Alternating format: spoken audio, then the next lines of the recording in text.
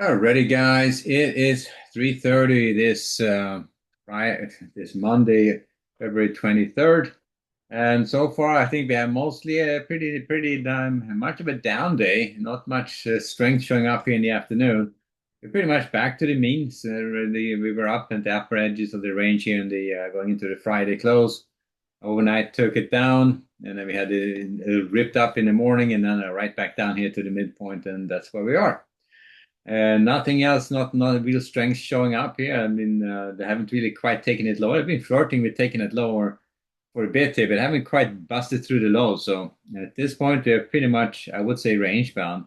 I would keep a bias to the downside though to get started to see if they want to try to take this lower in the overnight. But if they trade up above this level, the 68, 65 to 70s, I would be looking for a potential retracement trade to the upside. But otherwise, I would look for short setups against that level, 65, 70s, for rotations back down again. And I would look to buy against that 68, 30s initially if that comes out.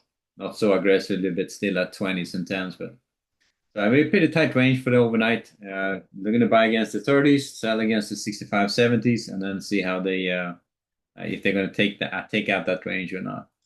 No trades on the ES for me today. A few trades on the Nasdaq, and you can see it was pretty volatile. So I didn't do much. Right now we've been out here at the lows. I was been waiting for them to bust through that low. They were down here for this total slop. It's as you try to get long down here, you would have to be twisting in the wind for a while before you start seeing anything happen.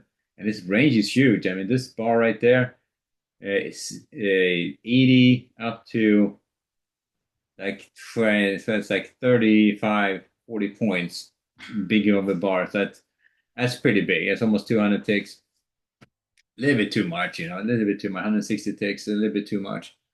So haven't done anything after that. I've been watching it, and let's see if they can hold the line now. Right now we get a little bit of a pop. We'll see if that turns into something, or if they're going to be just flat out just holding on to this. Right now, I mean, they had that initial run up here, so it could just be a weak shakeout, or it could be the start of a nice little rally. So I would be looking still for short setups up to that three-letter edge at the 15 to 20s. Above that, I would look for retracement trade to the upside, and I would look to buy against that 680. So buying 680, selling the 800 to 820s rotations down. So that's kind of the dynamic on the Nasdaq. Right now, you're running right up here to the attractor area.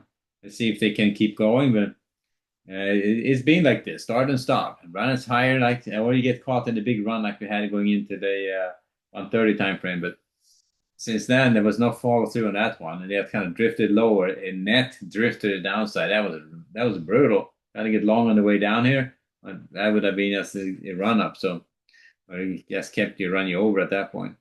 So anyway, that's where we are.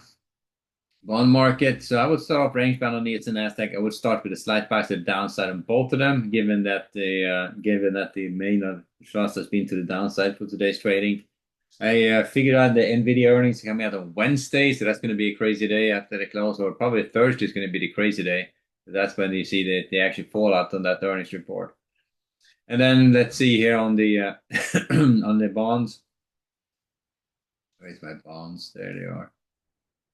So the bond market, the setup was kind of sloppy, but you can see how that drift to the downside is materializing. Didn't go very far though after the 29, so it's not a huge trade. Like 02 to 28, it's like 4 ticks, so it's not a big trade by any means, but it's drifting to the downside in a reasonably tight range. But I would start off range bound. If anything, with a bias to the upside, if you're looking to buy against that three-letter edge at the 26s and the 19s for rotations back up again.